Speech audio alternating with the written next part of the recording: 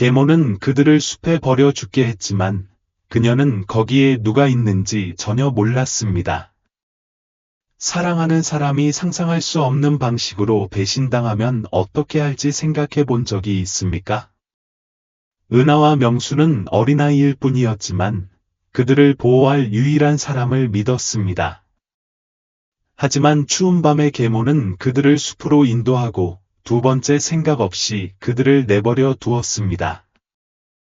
그 다음에 일어난 일은 아무도 상상할 수 없는 일이었습니다. 실제로 거기에 있던 사람은 누구였고 이 아이들은 어떻게 살아남았을까요? 이 놀라운 이야기를 계속 지켜봐 주시고 댓글에서 시청하는 곳을 알려주세요. 감동적이고 영감을 줄 더 많은 이야기를 구독하는 것을 잊지 마세요. 은하와 명수는 항상 떨어질 수 없었습니다. 쌍둥이라는 이유뿐만 아니라 첫순부터 사랑으로 가득 찬 집의 따뜻함을 공유했기 때문입니다. 그들의 아버지 지성은 대담한 조사로 유명한 기자이고 어머니 수아는 가족에 대한 열정이 넘치는 다정한 여성으로 웃음과 공목과 지배하는 환경을 만들었습니다. 가족은 단순하지만 의미 있는 일상으로 가득했습니다. 이야기 밤, 마당에서 노는 오후, 영원히 지속되는 포옹. 은하와 명수는 6살 때 이미 그들의 세계의 일부로 여기는 남동생의 탄생을 간절히 기다렸습니다. 임신이 꽤 진행된 수아는 쌍둥이의 작은 손을 배에 올려놓고 아기의 발차기를 느낄 수 있도록 했습니다. 엄마, 남자아이일 것 같아요? 여자아이일 것 같아요. 은하가 눈을 반짝이며 물었습니다. 뭐든 상관없어요. 명수만큼 장난기가 많을 거예요. 수아가 농담을 건네며 아들의 머리카락을 부드럽게 쓰다듬었습니다. 야, 장난치지 않아. 그는 팔짱을 끼고 항의했지만 미소가 그를 배신했다. 그 기쁨은 영원한 듯했지만 어느 날 모든 것이 바뀌었다. 수아는 갑자기 몸이 좋지 않았다. 단순한 불편함이었던 것이 훨씬 더 심각한 것으로 바뀌었다. 압박 속에서도 항상 침착했던 지성은 수아를 품에 안고 병원으로 달려갔다. 쌍둥이는 이웃집에 머물렀고 곧 벌어질 비극을 알지 못했다. 병원에서 보낸 시간은 끝이 없어 보였다. 지성은 앞뒤로 왔다 갔다 하며 떨리는 손으로 울리지 않는 전화를 움켜쥐었다. 그의 생각은 아내와 아기 사이에서 나뉘었다. 마침내 한 의사가 침울한 표정으로 나타났다. 지성 씨, 우리는 할 수 있는 모든 것을 다했습니다. 제왕절개 수술 중에 합병증이 있었습니다. 유감스럽게도 부인과 아이가 살아남지 못했습니다. 지성의 세상은 그 순간 산산이 조각났다. 무릎이 휘청거렸고 상실의 무게에 숨이 막혔다.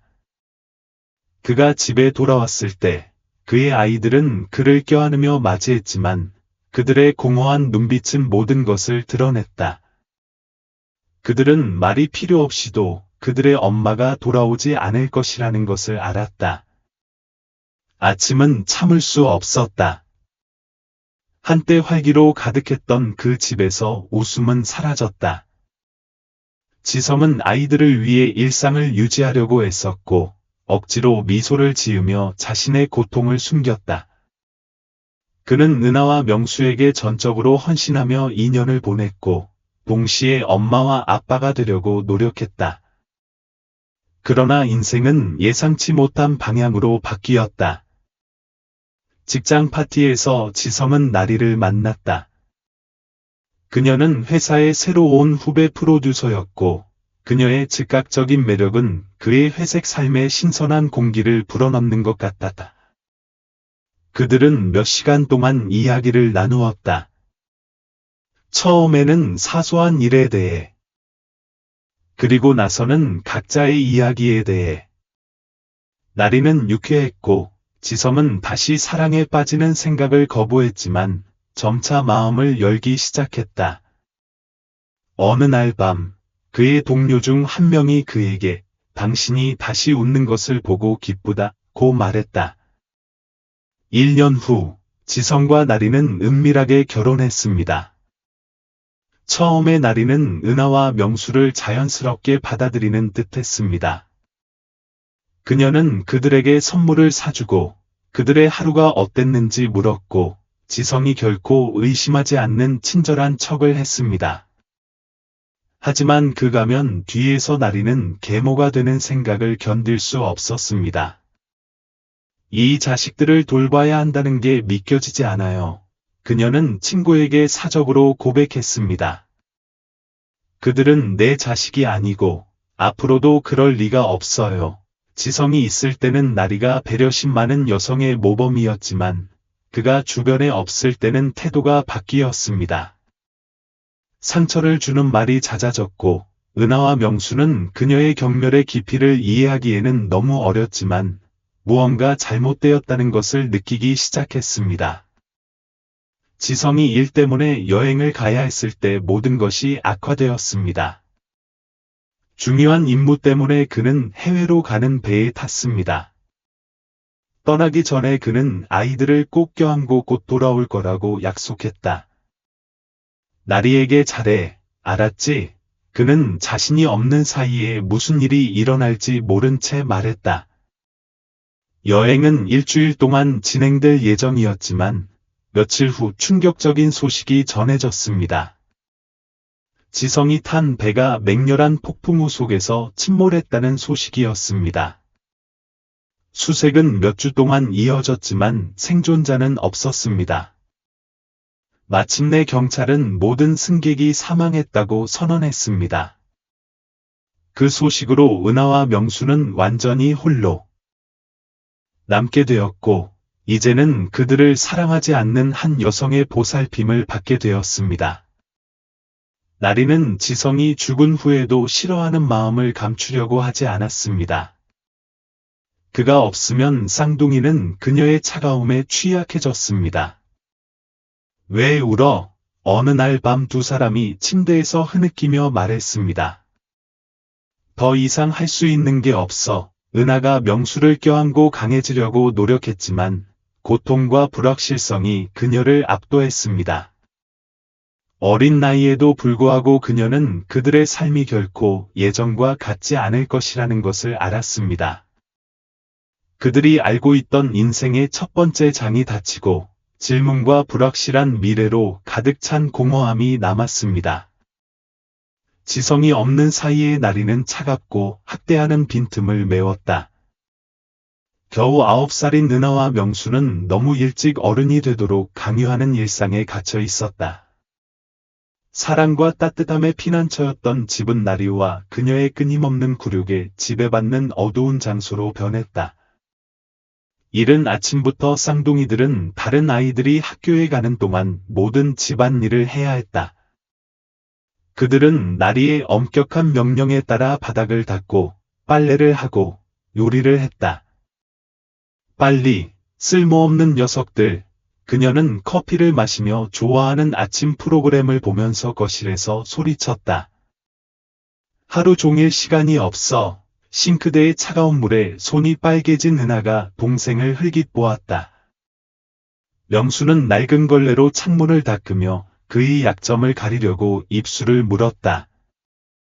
명수, 아빠가 우리를 자랑스러워할 것 같다. 은하가 눈물을 참으며 속삭였다. 물론이지, 은하야. 그는 우리에게 강해지라고 가르쳐줬지. 기억나. 그는 억지로 미소를 지으며 대답했다.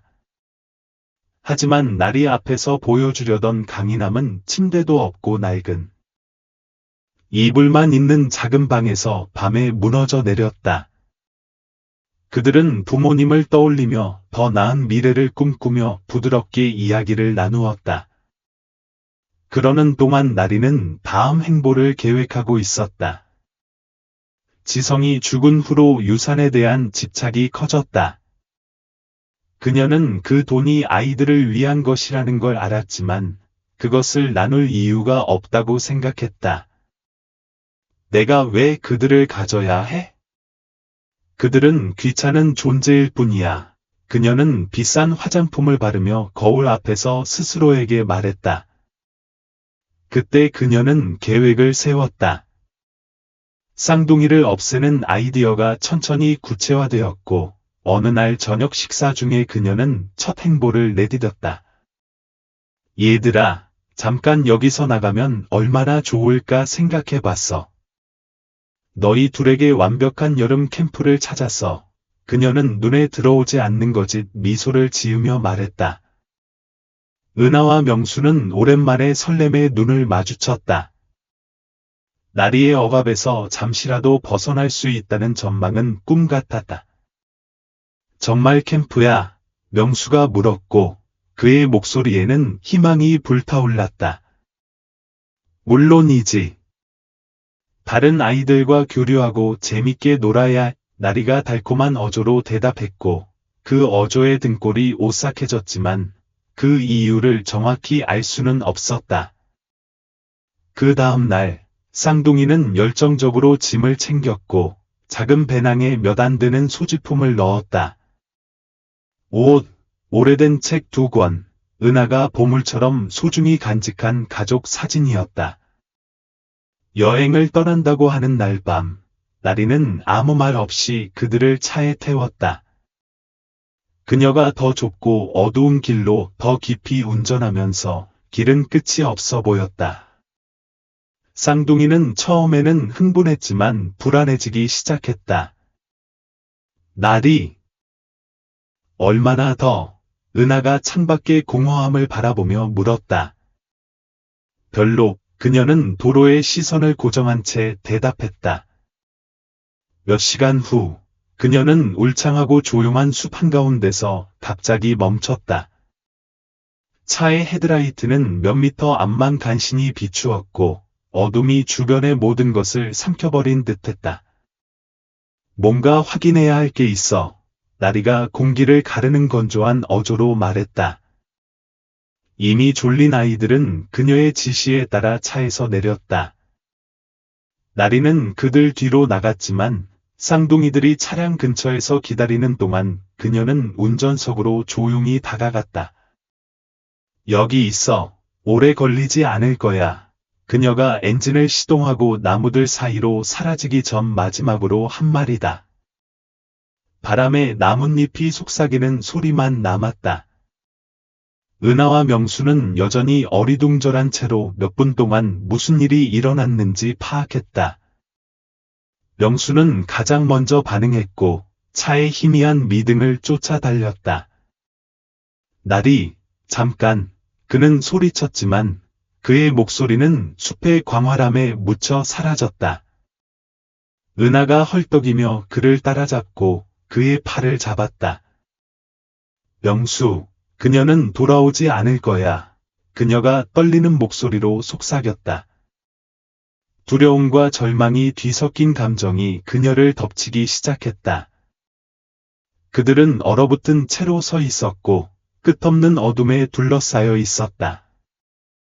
숲은 이상했고 낯선 소리로 가득 차 있었다. 나뭇가지가 삐걱거리는 소리, 멀리서 올빼미가 울부짖는 소리, 곤충들이 끊임없이 윙윙거리는 소리. 명수는 여동생의 손을 꽉 쥐며 용감해 보이려고 노력했다. 우리는 여기 머물 수 없어.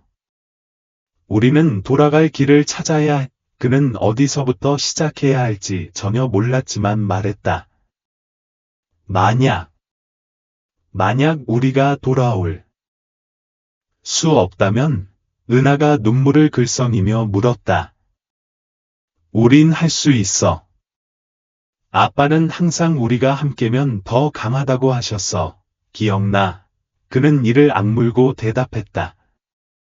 그들은 걷기 시작했고 방향을 찾으려고 했지만 한 걸음 한 걸음을 내디딜 때마다 문명의 흔적에서 멀어지는 듯했다.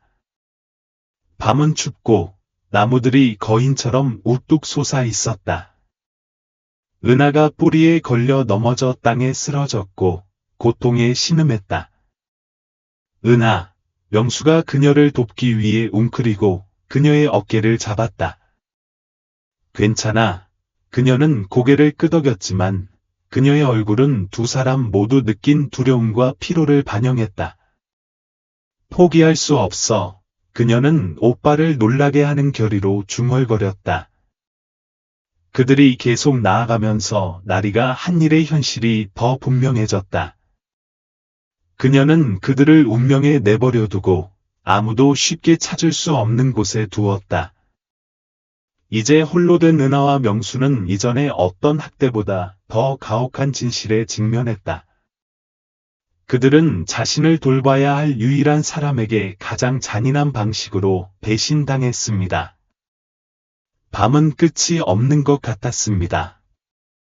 은하와 명수는 차가운 숲바닥에 웅크리고 앉아 어둠이 그들을 감싸는 가운데 따뜻함을 위해 서로를 껴안았습니다. 미지의 것에 대한 두려움은 앞으로 무슨 일이 일어날지에 대한 불확실성과 뒤섞였습니다.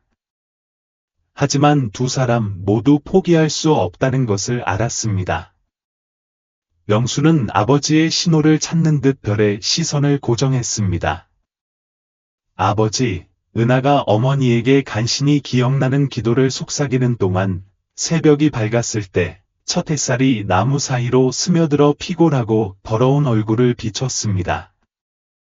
은하가 눈을 비비며 전날 밤 넘어진 때 여전히 아팠지만 명수는 결의를 가지고 일어섰습니다. 우리는 도움을 찾아야 해. 그는 쉰 목소리로 단호하게 말했습니다. 여기에 머물 수는 없어. 은하가 고개를 끄덕였지만 여전히 가슴은 두려움으로 가득했습니다. 그들은 함께 걷기 시작했습니다.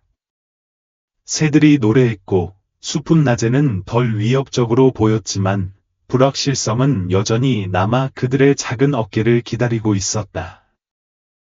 그들이 나뭇가지를 헤치고 작은 개울을 건너고 잠깐 쉬기 위해 멈추는데 몇 시간이 지났다. 명수의 배가 크게 울부짖으며 전날 밤 이후로 아무것도 먹지 않았다는 것을 상기시켰다. 은하가 동생에게 기대어 그의 결의에서 힘을 얻었다. 아무도 찾지 못하면 어떡하지? 은하가 물었다. 그녀의 목소리는 거의 속삭임이었다. 그럴 거야. 여기 주변에 누군가 있을 거야. 명수가 대답했지만 그의 얼굴에는 피곤함이 드러나기 시작했다.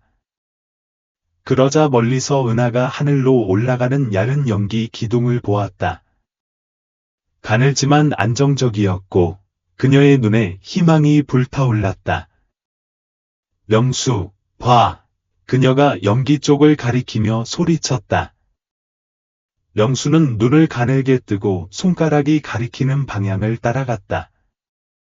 그건 오두막집이거나 뭔가일 거야. 그는 약간 안도감을 느끼며 말했다. 그는 은하의 손을 잡았다. 가자. 연기로 가는 길은 쉽지 않았다. 지형은 고르지 않았고 그들을 방해하려는 뿌리로 가득했지만 그들의 결의는 그들을 앞으로 밀어붙였다. 마침내 그들은 작은 나무 오두막이 있는 개간지에 도착했고 연기가 나는 굴뚝이 생명의 존재를 알렸다. 안에서 쌍둥이는 서로 시선을 교환하며 잠시 주저했다. 은하가 심호흡을 하고 고개를 끄덕였다. 우리 같이 두드리자. 그녀가 중얼거리며 조심스럽게 문을 향해 걸어갔다. 명수가 문이 오래된 나무를 살짝 두드렸다. 잠시 동안 모든 것이 조용해졌다. 그때 그들은 단단한 발소리가 다가오는 것을 들었다. 문이 열리자 회색 머리카락과 세월에 낡아빠진 얼굴을 한 나이 든 남자가 나타났다. 조끼와 가죽 부츠를 신었는데 자연 속에서 사는 삶을 말해주는 차림이었다. 너희 둘이 여기서 뭐 하는 거야? 그는 걱정스러운 듯 물었고 그들의 더럽고 지친 얼굴을 살피며 눈살을 찌푸렸다. 은하가 말을 하려고 했지만 그녀의 목소리가 떨렸다. 명수가 나서서 설명하려 했지만 목이 메어 말이 막혔다. 결국 주도권을 잡은 건 은하였다. 우리 계모가 우리를 여기 버렸어요. 그녀가 말했다. 눈물이 가득 고였다. 레인저 호진은 그 말을 듣고 더욱 눈살을 찌푸렸다. 어른이 나타날까 기대하듯 주변을 둘러보았지만 아무도 없었다. 그는 재빠르게 손짓을 하며 비켜서서 안을 가리켰다. 들어와. 여기서는 못 지내. 그는 권위적이면서도 따뜻한 어조로 말했다. 아이들은 오두막 문지방을 넘어 작지만 아늑한 공간을 찾았다. 지도가 놓인 나무 테이블, 따뜻한 공간을 유지해주는 오래된 난로, 낡은 책이 가득 찬 책장이 있었다. 호진은 문을 닫았고 며칠 만에 느낀 안정감을 그들에게 안겨주었다. 앉아. 따뜻한 음식을 준비해 줄게. 그는 말하며 작은 주방으로 향했다. 은하와 명수는 테이블 옆 벤치에 앉아 호진이 뜨거운 국 2그릇을 내놓고 담요를 건네주며 몸을 감싸는 것을 지켜보았다. 은하가 첫 숟가락을 들이마시자 눈물이 났다. 국뿐만이 아니었다. 낯선 사람의 따뜻함, 예상치 못한 친절함이었다. 어떻게 여기 오게 되었어? 호진이 팔짱을 끼고 그들 맞은편에 앉았다. 명수는 테이블에 시선을 고정한 채 아버지를 잃은 일에서 나리의 잔인한 행동에 이르기까지 무슨 일이 있었는지 이야기하기 시작했다. 호진은 조용히 듣고 가끔 고개를 끄덕였지만 그의 눈은 슬픔과 억제된 분노가 뒤섞여 있었다. 어떻게 그럴 수 있는지 이해가 안 가요. 호진이 아이들이 말하는 동안 중얼거렸다. 그는 은하를 계속 바라보지 않을 수 없었다. 그녀의 얼굴, 말하는 방식에는 이상하게도 친숙한 무언가가 있었다. 하지만 그는 아무 말도 하지 않고 자신의 생각을 속으로만 품었다. 걱정하지 마. 그는 마침내 말했다. 내가 도와줄게. 어떻게 될지는 모르겠지만 이 상황에서 벗어날 방법을 찾을게. 쌍둥이들은 며칠 만에 처음으로 희망의 불꽃을 느꼈다. 집에서 멀리 떨어져 있고 불확실성에 둘러싸여 있었지만 호진의 말은 그들이 생각했던 것만큼 혼자가 아니라는 것을 믿을 이유를 주었다. 숲의 고요함이 오두막의 모든 구석으로 스며들었고 벽난로에서 불이 타오르는 소리만이 그 고요함을 깨뜨렸다. 은하와 명수는 호진이 준 담요에 몸을 감싸고 푹신하게 잤다. 그들의 얼굴은 쌓인 피로를 반영했지만 오랜만에 느낀 약간의 평화도 반영했다. 낡은 가죽 의자에 앉아 호진은 아이들에게서 눈을 떼지 못했다. 은하에게는 그를 불안하게 하는 무언가가 있었다. 그가 알아들을 수 없는 친숙함이었다. 그는 잠시 불꽃을 생각한 후 천천히 일어나 오두막 구석으로 걸어갔다. 그곳에는 작고 낡은 나무 상자가 있었다. 그는 조심스럽게 무릎을 꿇고 상자를 꺼내 떨리는 손으로 쌓인 먼지를 털었다. 상자를 열자 수년간 보지 않으려 했던 추억이 모인 것이 보였다. 편지와 작은 장신구, 노랗게 변한 사진들 사이에서 그의 손가락은 그를 멈추게 하는 이미지를 발견했다. 그것은 그의 젊은 시절 사진으로 그가 한 소녀와 함께 있는 모습이었다. 검은 머리카락과 밝은 눈을 가진 예린 호진은 그 소녀의 미소를 보고 침을 꿀꺽 삼켰다. 그의 인생에서 가장 사랑했던 사람에 대한 기억이 그를 깜짝 놀라게 하는 강렬함으로 돌아왔다. 그는 사진을 자세히 살펴보았고 그의 심장은 쿵쾅거렸다. 은하가 어린 시절의 예린과 이상하게 닮았다. 그녀의 눈, 웃는 방식, 심지어 말할 때의 고개 기울임까지. 마치 과거의 모습을 보는 것 같다. 호진은 마치 보물인 양 사진을 들고 벽에 기대어 섰다. 그와 예린이 헤어진 지 수십 년이 지났고 인생은 그들을 다른 길로 이끌었다. 그녀는 결혼해서 가정을 꾸리기 위해 마을을 떠났고 그는 숲에 남아서 자신이 사랑하는 것을 돌보는 데 헌신했다. 서로에게 원한은 없었고 두 사람이 내린 선택에 대한 깊은 존경심만 있었다. 가능할까? 그는 눈을 가늘게 뜨고 중얼거렸다. 그는 성급하게 결론을 내리고 싶지 않았다. 그는 사진을 다시 상자에 넣고 조심스럽게 닫은 다음 불 앞에 다시 앉아 생각에 잠겼다. 그가 의심했던 것이 사실이라면 이 아이들은 예린의 손주일지도 모른다. 하지만 그들은 어떻게 이런 상황에 처하게 되었을까? 그의 마음속에서 의문이 맴돌기 시작했고 진실을 밝혀내겠다는 결심도 생겼다. 다음 날, 첫 햇살이 오두막을 비추자 호진은 간단한 아침 식사를 준비하고 아이들이 깨어날 때까지 기다렸다. 은하가 먼저 눈을 떴고 어깨에 걸친 담요를 정리하면서 피골에 깜빡였다. 명수는 곧 일어나서 길게 하품을 하며 머리를 긁어다. 좋은 아침이야, 꼬마들아. 호진이 낮지만 친절한 목소리로 그들을 맞이했다. 따뜻한 빵과 커피가 있어. 쌍둥이는 식탁에 앉아 식사를 해준 것에 감사했다. 호진은 특히 은하를 조심스럽게 관찰했다. 그녀의 말투와 몸치대는 예린을 떠올리게 하는 무언가가 있었다. 뭐 물어봐도 돼. 호진이 침묵을 깼다. 은하와 명수가 고개를 들어 호기심에 고개를 끄덕였다. 할머니 이름 알아? 그는 태연하게 말하려고 애쓰며 물었다. 은하가 먼저 대답했다.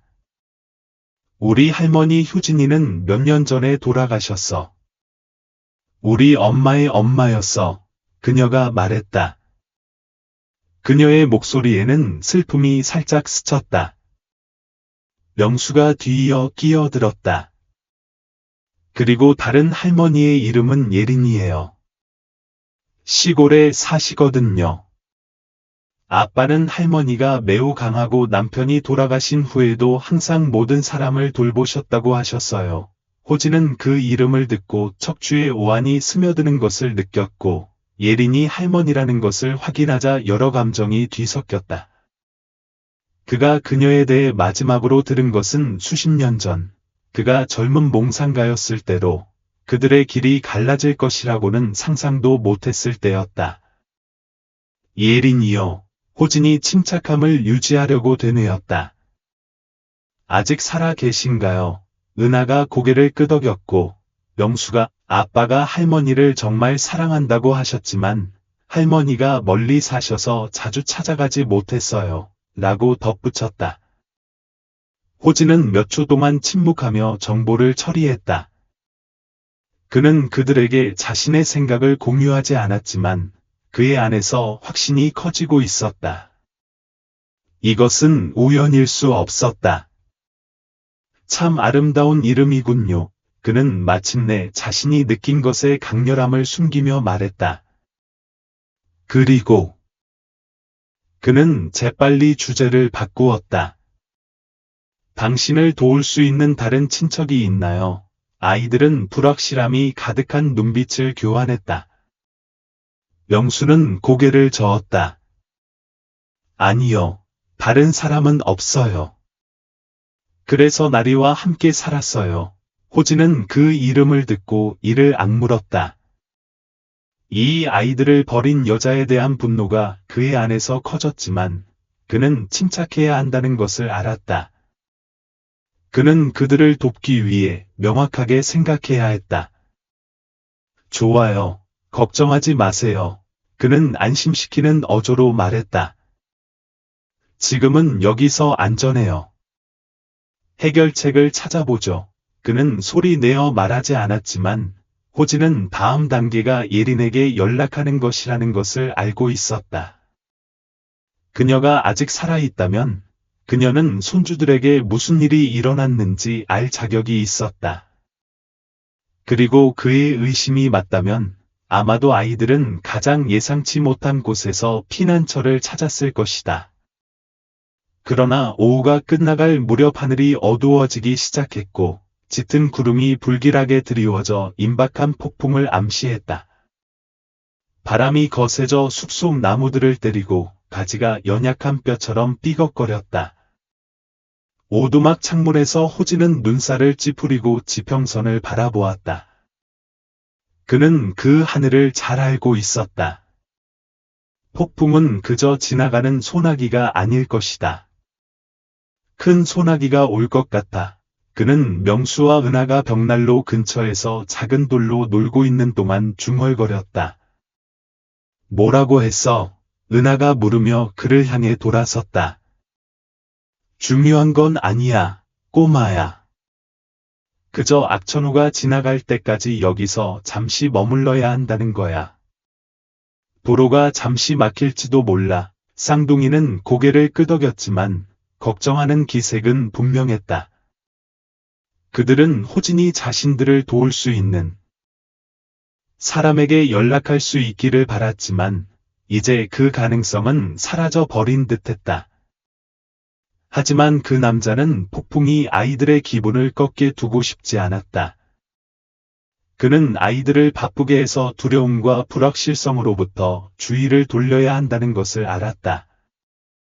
그 후 며칠 동안 오두막은 날씨에 맞서는 따뜻한 피난처가 되었다. 밖에서는 바람이 야수처럼 울부짖었지만 안에서는 호진의 친절한 존재가 공간을 안전하게 느끼게 했다. 그는 공원 관리인으로서의 삶에서 연마한 기술 중 일부를 그들에게 가르치기로 했다. 아침이 왔고 은하와 명수는 도구와 밧줄로 바구니를 채우는 동안 호진을 호기심에 찬 눈으로 바라보며 그를 따라 밖으로 나갔다.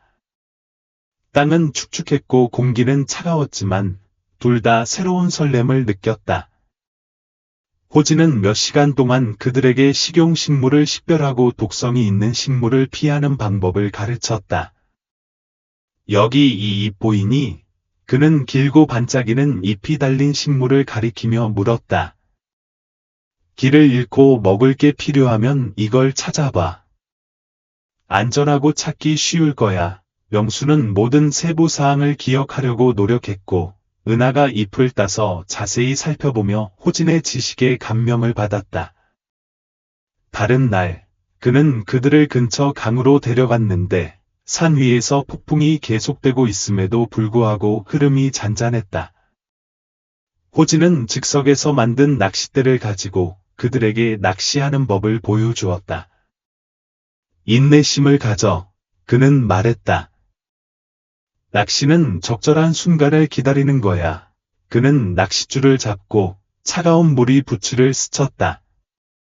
은하와 명수는 어색하게 그를 따라했지만 호진을 웃게 만드는 결의를 보였다.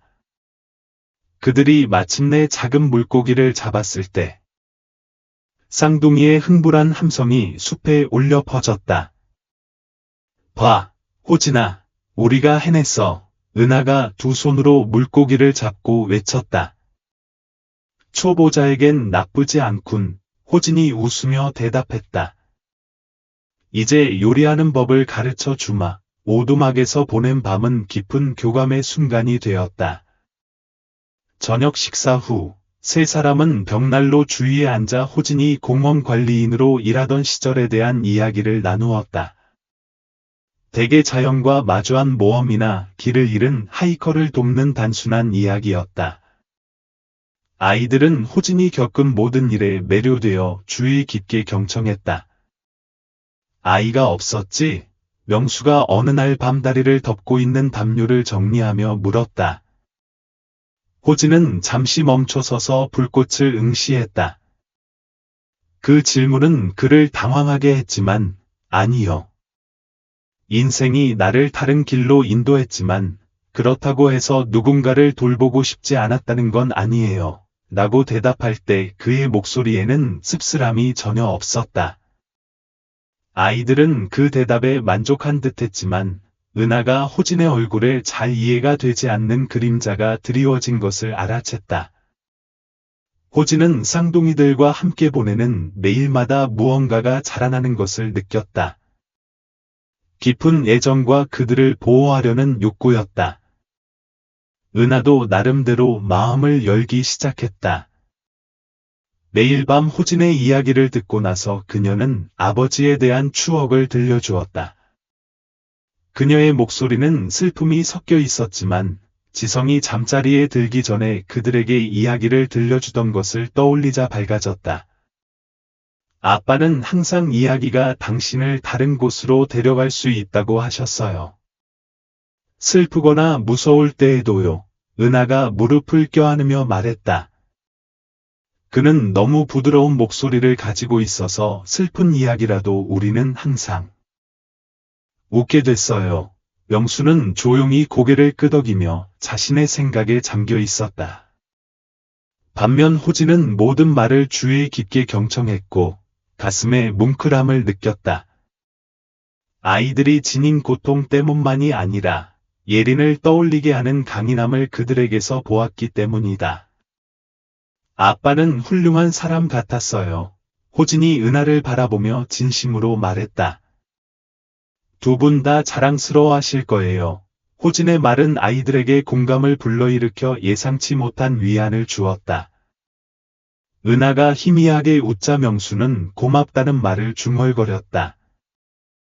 그들은 아빠가 몹시 그리웠지만 호진에게서 보호자이자 스승을 찾기 시작했다.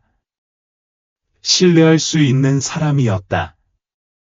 폭풍은 며칠 더 계속되어 숲을 빠져나갈 기회를 차단했다. 하지만 쌍둥이는 처음처럼 갇힌 기분은 아니었다. 호진은 각각의 교훈과 화제로 공유된 각각의 이야기로 그들의 삶에서 필수적인 인물이 되었습니다. 그들은 큰 소리로 말하지는 않았지만 둘 다 오랜만에 상황이 나아질 수도 있다고 느꼈습니다. 마침내 폭풍이 물러가고 맑은 하늘과 신선한 공기가 지난 며칠 동안 쌓인 긴장을 씻어내는 듯했습니다. 호진은 며칠간의 고립으로 인해 물자가 줄어들고 있었기 때문에 오두막을 보충하기 위해 도시 시장으로 향할 때라고 결정했습니다. 그는 여행을 위해 차량을 준비하면서 쌍둥이는 설렘을 참을 수 없었습니다. 도시에 가는 거야? 은하가 물었고 그녀는 호진을 바라보며 눈을 반짝였습니다. 그래, 하지만 너는 내 가까이에 있어야. 그는 단호하게 대답했습니다. 도시는 숲과 달라. 사람이 많고 길을 잃기 쉬워. 오래된 트럭이 시골 길을 따라 달리면서 여행은 차분했습니다.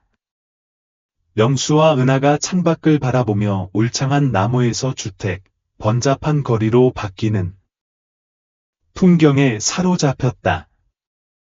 시장에 도착하자 마치 다른 세계로 들어온 것 같다. 처음에는 색깔, 냄새, 사람들의 끊임없는 중얼거림에 압도당했지만 금세 흥분에 휩쓸렸다. 내가 쇼핑하는 동안 차 안에 있어. 호진이 시장 근처에 차를 주차하며 말했다. 오래 걸리지 않을 거야. 지루하면 나갈 수 있어? 명수가 억눌린 에너지로 이미 초조해하며 물었다. 호진은 한숨을 쉬며 주저했지만 고개를 끄덕였다. 하지만 너무 멀리 돌아다니지 마. 무슨 일이 생기면 바로 차로 돌아와. 쌍둥이는 복종하겠다고 약속하고 호진이 군중 속으로 사라지는 것을 지켜보았다. 하지만 아이들이 노는 근처 공원이 너무 유혹적이었다. 은하와 명수는 서로 아는 듯한 눈빛을 교환하고 차에서 내려 재미에 동참하기로 했습니다. 공원은 웃음소리로 가득했습니다. 잔디 위에서 공이 굴러가고 흥분한 아이들의 무게로 그네가 삐걱거렸습니다. 명수는 즉흥 축구를 하는 무리에게 달려갔고 은하가 그네에 앉아 오랜 세월 만에 처음으로 얼굴에 바람을 느꼈습니다. 더 높이 흔들어, 은하. 명수가 경기장에서 소리쳤습니다. 그녀는 웃으며 앞뒤로 흔들렸습니다. 갑자기 친숙한 목소리가 그 순간의 기쁨을 깨뜨렸습니다. 은하, 명수, 두 사람 모두 얼어붙었습니다. 은하가 소리가 나는 쪽으로 고개를 돌렸고 심장이 쿵쾅거렸습니다. 공원 건너편에서 그들은 두 팔을 벌리고 그들에게 달려오는 아빠를 보았습니다. 그의 얼굴은 감정으로 가득 차 있었습니다. 아빠, 그들은 한 목소리로 외치며 모든 것을 뒤로하고 그에게 달려갔다. 재회는 너무나 감동적이어서 시간이 멈춘 듯했다. 지성은 아이들을 꼭 껴안았고 반복하면서 얼굴에 눈물이 흘러내렸다. 아이들의 이름을 계속 반복해서 다시는 못 볼 줄 알았어요.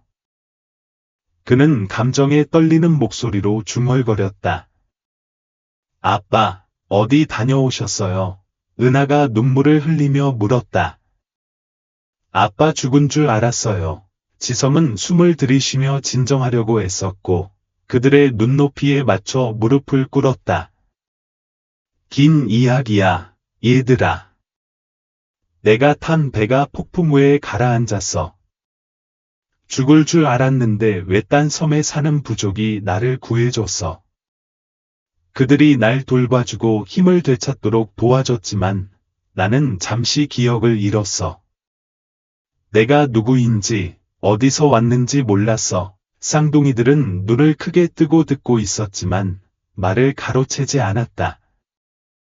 기억을 되찾는데 몇 달이 걸렸어.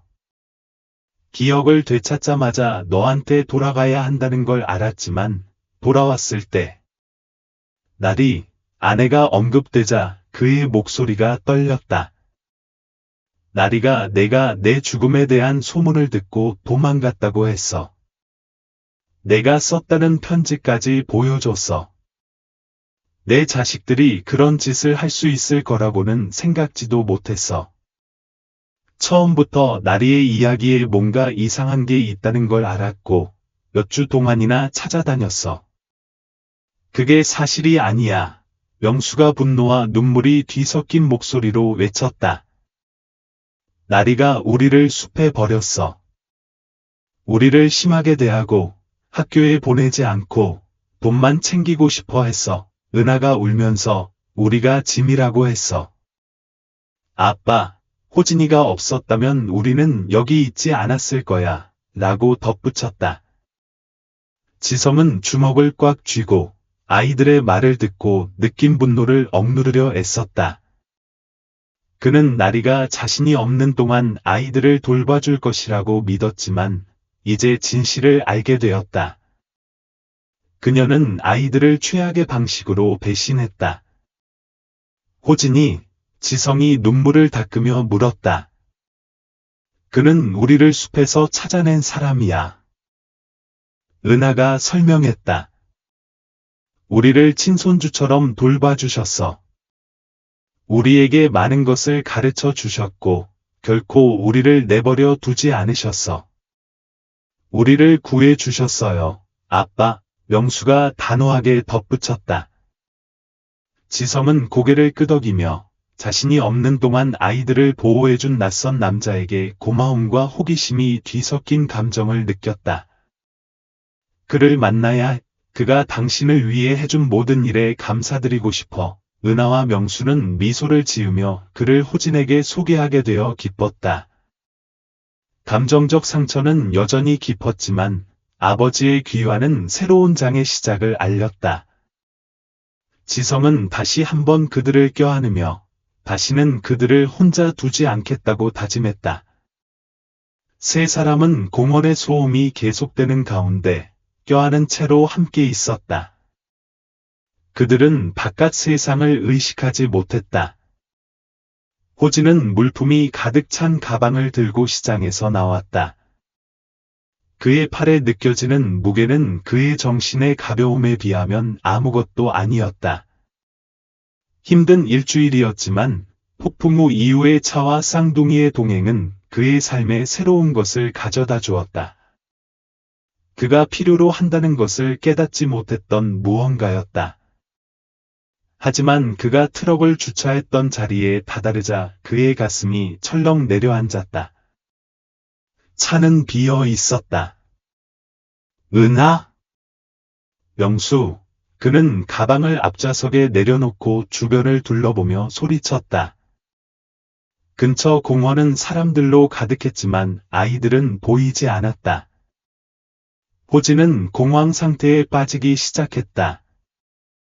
그는 숲의 도전에 익숙한 사람이었지만 도시에서 쌍둥이를 잃을지도 모른다는 생각에 무력감을 느꼈다. 젠장, 그는 머리를 긁으며 중얼거렸고 어디서 수색을 시작해야 할지 결정하려고 했다. 공원으로 한 걸음 내딛자마자 손이 그의 어깨를 만졌다. 호진은 재빨리 돌아서서 무엇이든 할 준비를 했지만 그가 본 것은 그를 얼어붙게 했다.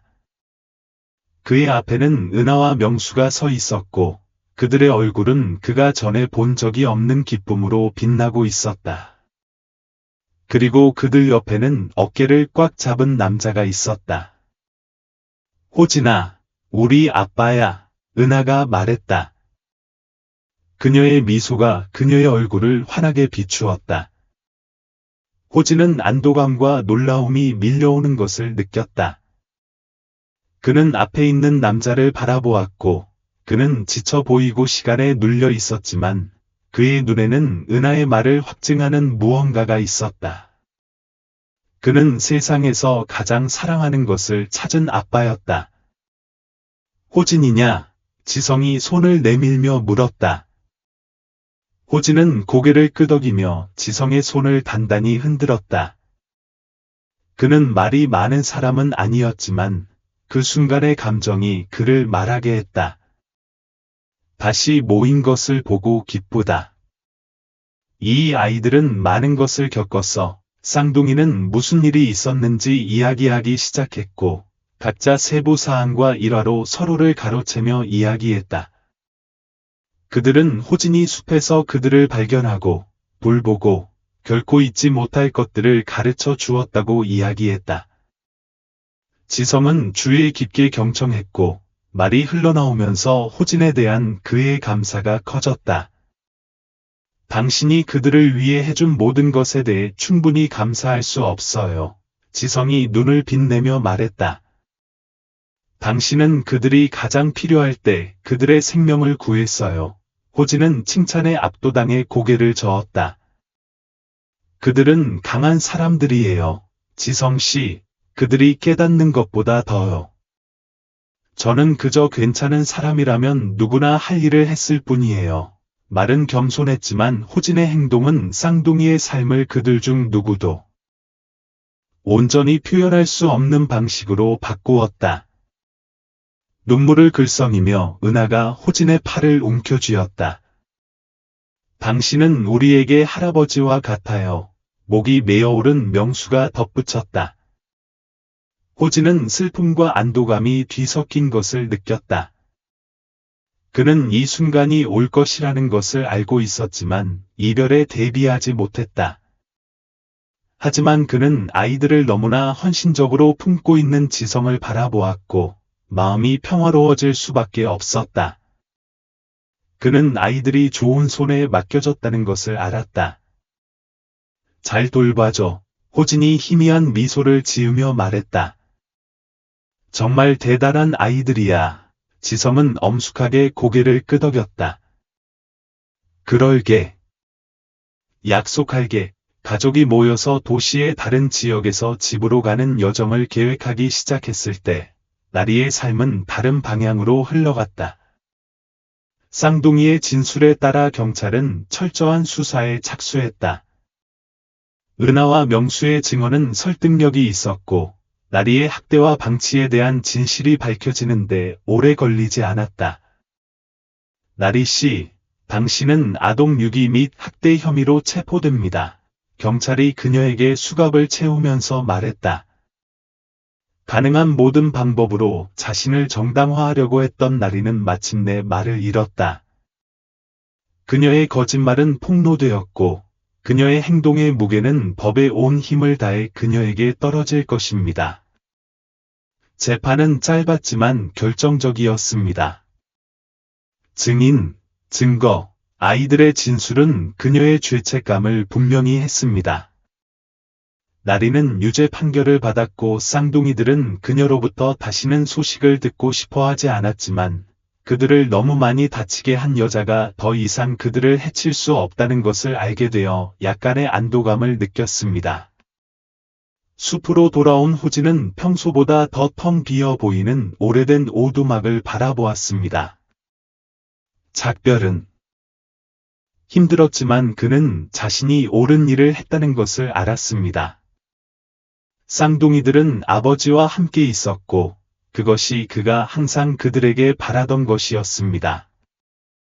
지성은 약속을 지켰습니다. 몇 주 후, 호진은 은하에 떨리는 필체로 쓰인 편지를 받았는데 그들이 어떻게 삶을 재건하고 있는지, 매일 그가 가르쳐준 교훈을 기억하고 있는지, 언젠가 다시 그를 만나고 싶어 하는지에 대한 내용이 적혀 있었습니다. 호진은 그리운 미소를 지으며 예린의 사진 옆에 편지를 보관했다.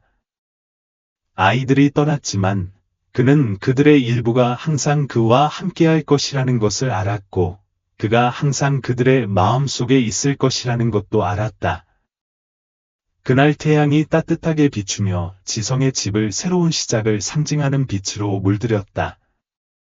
이 재회는 은하와 명수의 부활을 축하하는 것뿐만 아니라 쌍둥이의 생존에 중요한 역할을 한 사람들에게 감사를 표하기 위해 꼼꼼하게 계획되었다. 초대 손님 목록의 맨 위에는 호진이 있었다. 아빠, 호진이 올까요? 명수가 셔츠 칼라를 고치며 긴장하며 물었다. 물론이죠.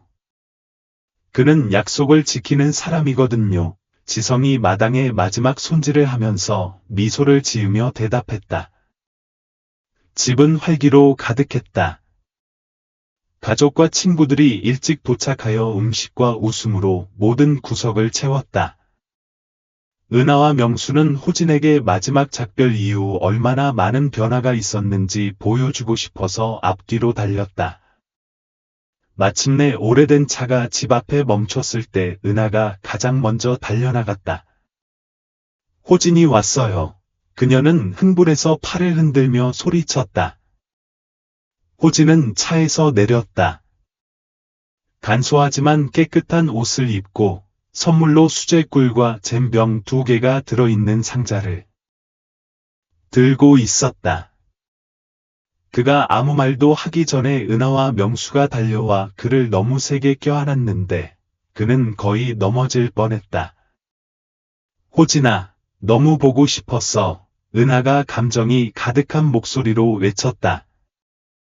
그래, 우리 집에 왔어야지. 명수가 덧붙이자 근처에 있던 그의 아버지가 재밌다는 듯이 바라보았다. 그렇게 간단한 건 아니야, 꼬마들아. 호진이 말했다. 하지만 그들을 다시 보고 느낀 따뜻함을 감출 수 없었다. 지성이 다가와 호진의 손을 단단히 흔들고 어깨를 두드렸다. 와줘서 고마워, 호진아. 너 없이는 똑같지 않을 거야. 초대해줘서 고마워. 호진이 살짝 고개를 끄덕이며 대답했다. 모두가 마당에 자리를 잡고 음식을 즐기면서 수다가 계속되었다. 처음에는 호진이 약간 어색함을 느꼈지만 아이들의 기쁨과 지성의 환대가 곧 그를 축하 행사의 일원으로 느끼게 했다. 그러자 집안에서 친숙한 인물이 나타났다. 머리를 뒤로 묶고 심플한 원피스를 입은 예린이 친절한 미소를 지으며 안뜰로 나와 접시를 테이블로 옮기는 것을 도왔다. 그녀의 시선이 호진과 마주쳤고 두 사람 모두 잠시 얼어붙었다. 그가 들고 있던 잔이 테이블 위로 떨어졌다. 예린, 그는 속삭임보다 약간 높은 목소리로 대답했다. 마치 다른 모든 사람이 사라져버린 것처럼 그들이 다가오자 시간이 멈춘 듯했다.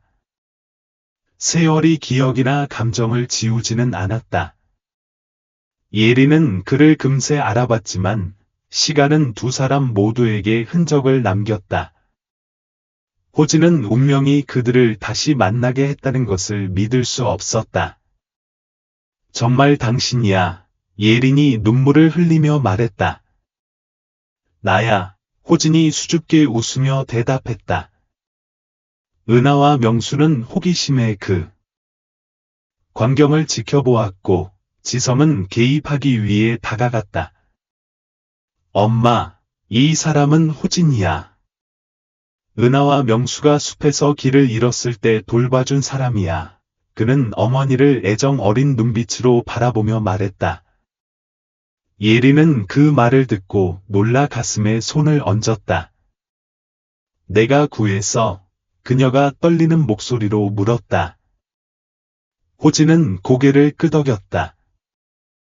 예린의 반응에 감동했다. 그러자 두 사람의 엇갈리는 말 사이에 무슨 일이 일어났는지 더 뚜렷이 그려지기 시작했다. 예린은 그에게 손주들에 대한 이야기, 가족에게 닥친 비극에 대한 이야기를 들려주었고, 호진은 은하와 명수를 어떻게 찾았는지, 숲에서 함께 보낸 나날들에 대해 이야기했다. 하나하나의 디테일이 그들 사이의 유대감을 강화하는 듯했다. 마치 운명이 이런 관계가 일어나기 오래전에 엮어 놓은 듯했다.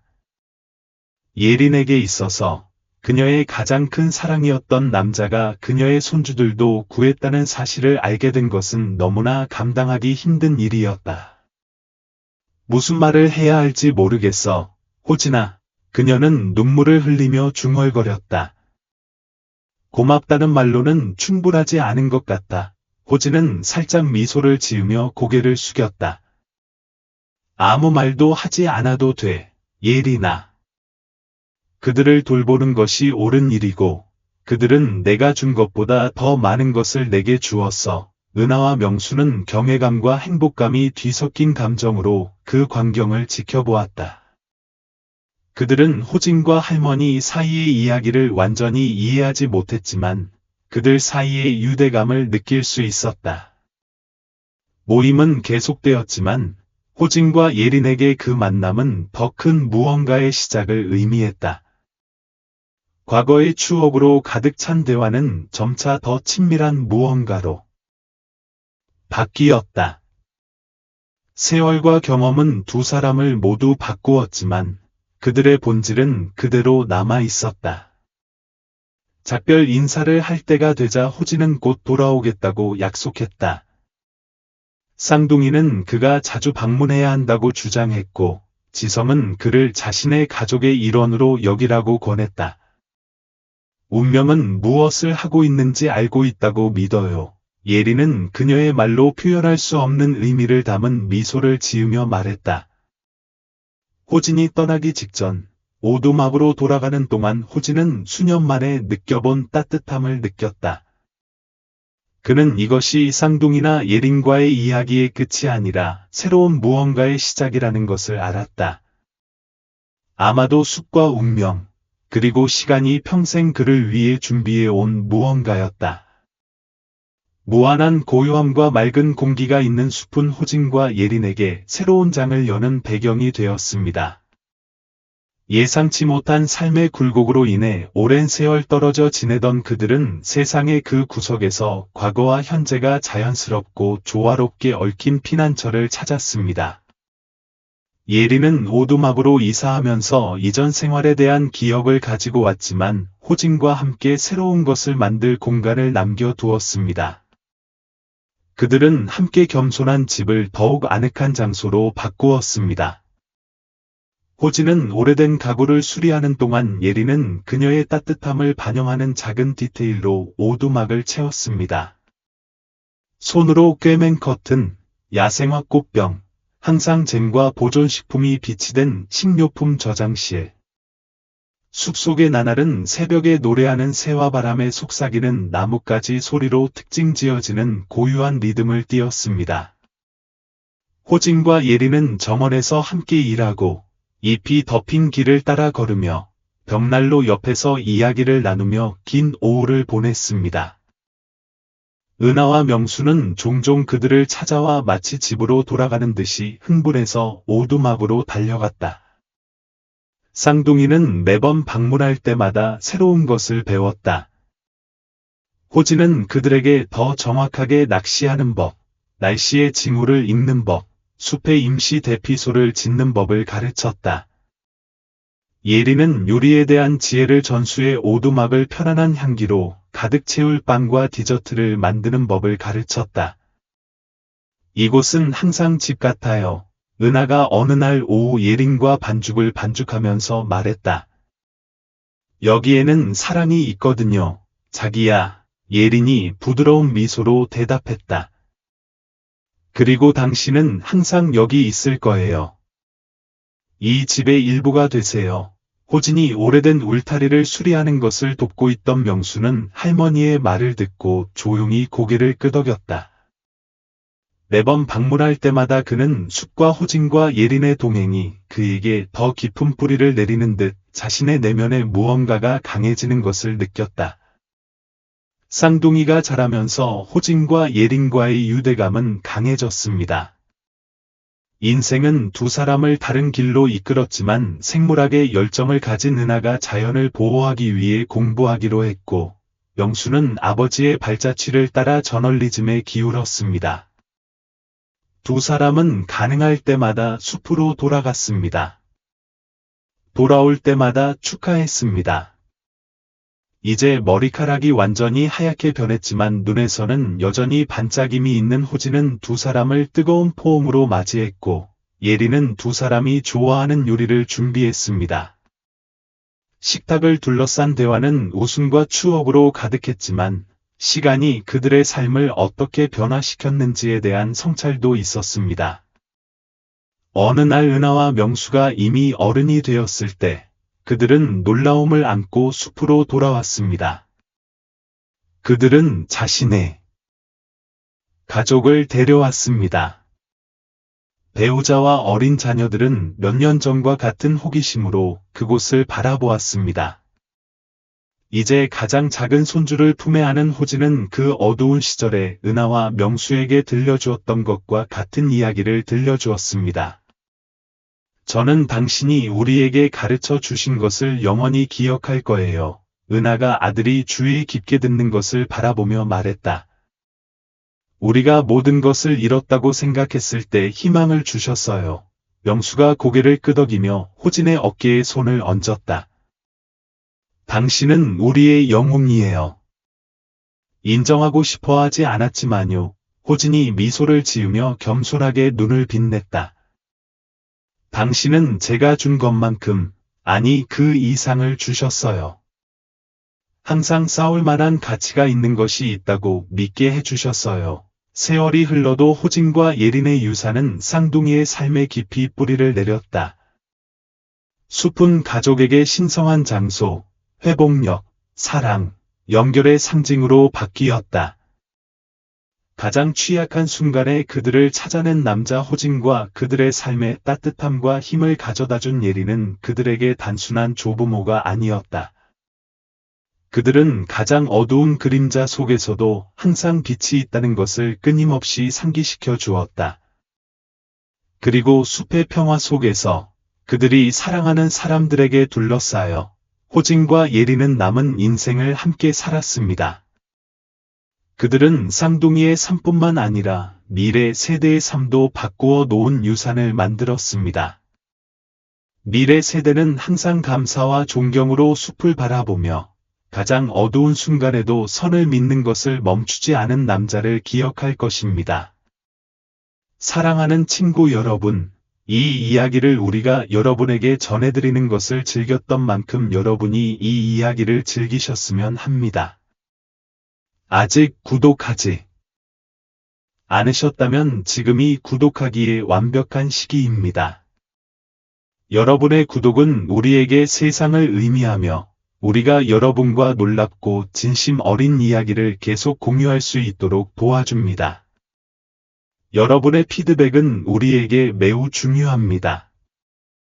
이야기가 마음에 드셨나요? 댓글을 남기고 여러분의 생각을 알려주세요. 공감되고 영감을 주는 이야기를 계속 만드는 데 도움이 됩니다.